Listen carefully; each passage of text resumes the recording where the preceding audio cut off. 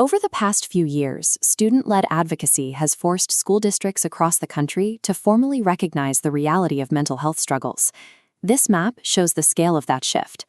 12 states, including Oregon, Illinois, Virginia, and California, now officially classify mental health days as excused absences. But among parents and counselors, a difficult question remains. Are these sanctioned days off genuinely therapeutic, or are they officially enabling avoidance?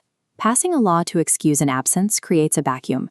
It grants a student 24 hours at home, but provides no framework for what should actually happen during that time. Policy without a clinical plan reclassifies truancy without actually treating the student. Consider the internal psychological reality of a student spending a full 24-hour mental health day alone at home. In Path A, the scenario without infrastructure, the student stays home and isolates without any clinical intervention. This flowchart reveals the mechanism of school refusal.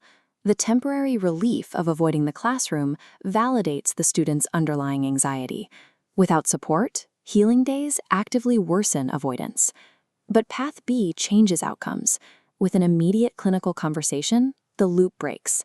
This intervention neutralizes the anxiety trigger, allowing the student's nervous system to experience a genuine reset.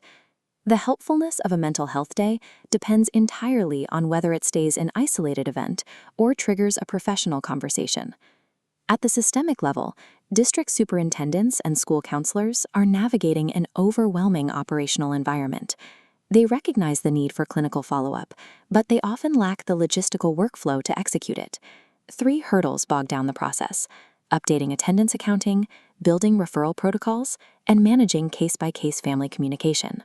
Clinical research tracks a clear correlation here. Mental health days correlate with positive outcomes only when they include follow-up support.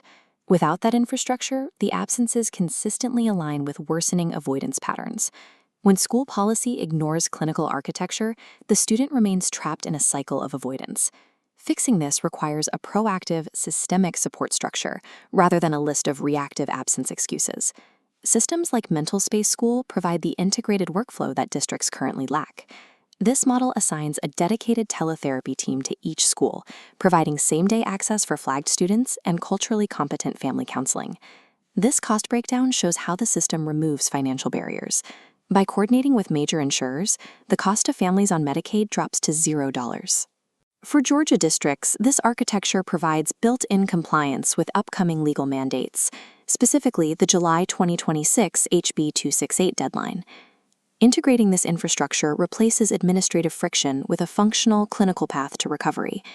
The data shows the impact of pairing school policy with clinical care, an 89% improvement in student attendance. Alongside improved attendance, the same districts report a 92% reduction in overall student anxiety levels.